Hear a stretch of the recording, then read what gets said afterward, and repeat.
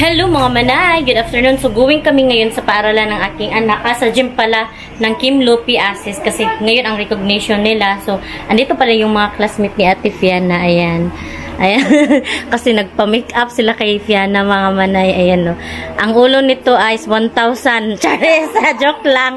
Libre lang yan mga manay. Nagpa-make up si Ate Fiana. So maging make up artist na to si Ate Fiana. So magpunta na sana kami. Kaso lang umuulan pa sa labas. Kasi magmumotor lang ako. Pero ipasakay na lang siguro ko.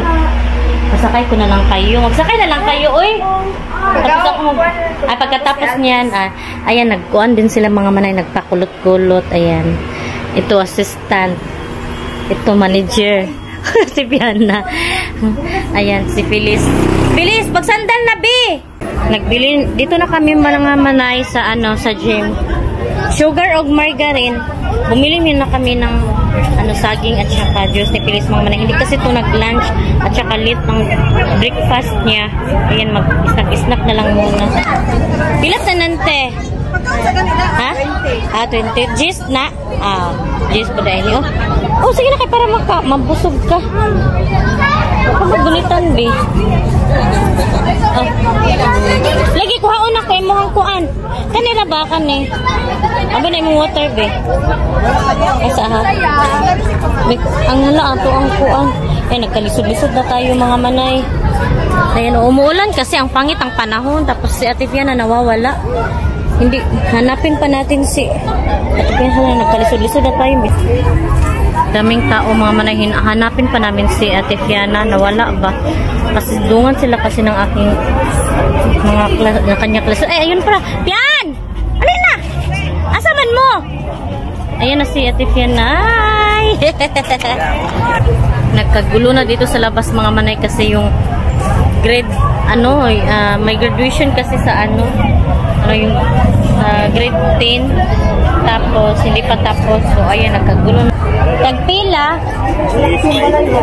Jis lang. Jis lang. Bili kami ng taho mga manay kasi gusto ni Phyllis to. Taho.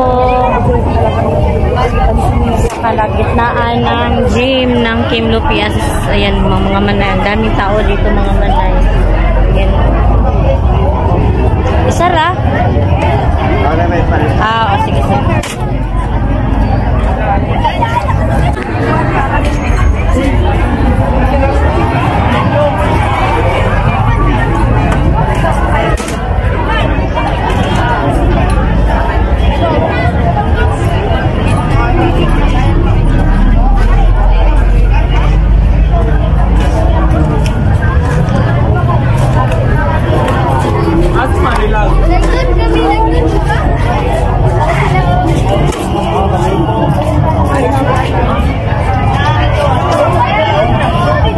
Huwag istrudaan, Phyllis. Pasok-pasok pa na ba? Habi. Huwag imo habi. Imo ha isa. Ba't yung istro? Sa wakas mga manay, andito na kami sa loob. Ito yung pairings ng SPA. Nababa sila.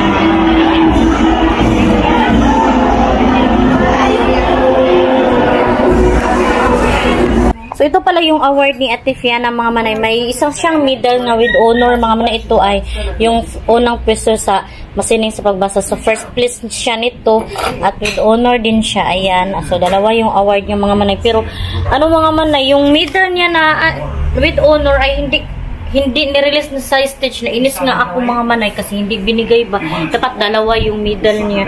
Ayan o. Diba nakita niyo naman na with honor. Pero lang siguro yun mga manay na miss. Nakalimutan lang siguro, nakaligtaan sa dami ng mga estudyante. So, ako na lang yung mag-understand mga manay na hindi na pero sayang talaga mga manay, diba? Kasi tayong mga parents ay proud tayo kung yung mga achievement ng ating mga anak. Hello mga manay! Good morning! So, kakagising ko lang mga manay.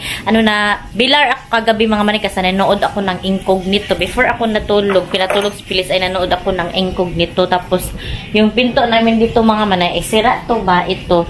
So, ito. Tapos, So, may padlock namin dito sa sulod. Ginanon ko, nilak ko. Tapos, hindi ko, alas 11 naman ako natulog kagabi mga manay. Pero, paglabas ko kanina, nag-ihi kasi ako mga manay. Paglabas ko ay, naabutan ko si Mr. na natulog dito sa sala na nakahubad. Ayan, kaya, tapos, ganyan kasi siya mga manay, maghubad siya. Pero t-shirt lang yung hinubad niya mga manay kasi, dito sa sala namin ay, mainit ba? Tapos close kasi yung namin, bahay. At saka, alam niyo naman na yung ceiling, kisami namin ay mababa. Ayan mga manay. So, nakikita niyo naman yan na mababa. Pero plano talaga namin ni Mr. na i-renovate namin to someday o kung makaipon-ipon na tayo. So, ayan si Mr. Oh. Light lang yung ipakita kung mga manay. Hindi masyado ipakita kasi nahihiya yan si Mr. Shy person kasi yan mga manay. So, yan, magluto na tayo ng mga manay rice. Ayan. Kasi, hindi pa tayo nakaluto. Alangan naman magluto naman yun tayo, di ba mga manay? So, yan. Hahanapin ko muna yung stand ng aking camera. Hindi nagsabi si Mr. mga manay na uuwi siya. Sinurprise raw niya ako mga manay. Akala niya siguro wala ako dito sa bahay ba. Kaya ayan. Sinurprise niya ako. Ganyan talaga siguro ng yung mga mga manay no, magsusurprise. Mahilig sila ng surprise. Mahilig kasi si Mr. ng surprise mga manay.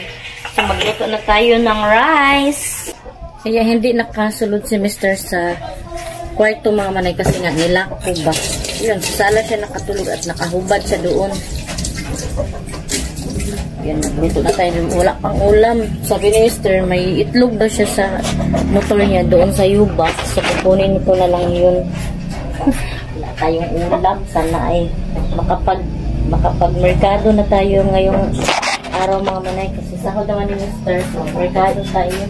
So, yung sahod mga manay, tama lang talaga sa pang-araw-araw dito sa bahay.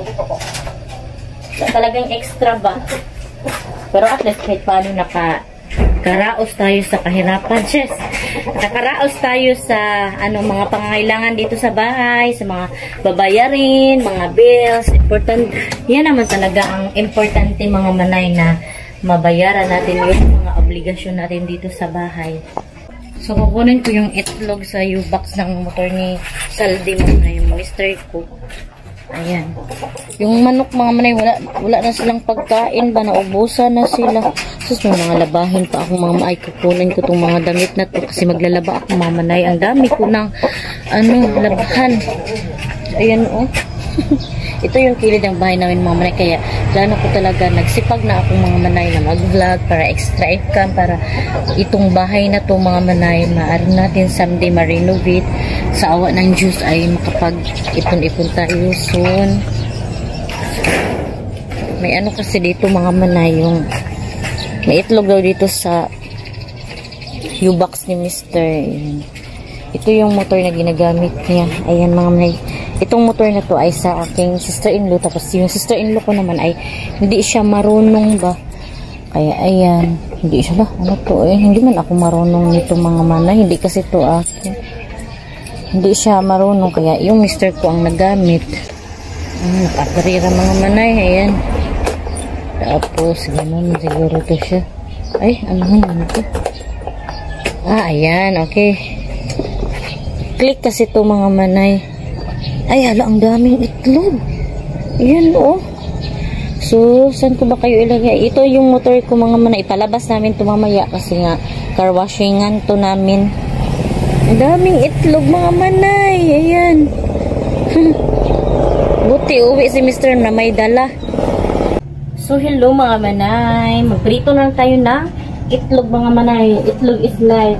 Kasi mga manay, paborito to ni Mr. itong itlog. Itlog. Itlog sa umaga at sa joke mga manay. Itlog sa gabi joke. Mga manay eh.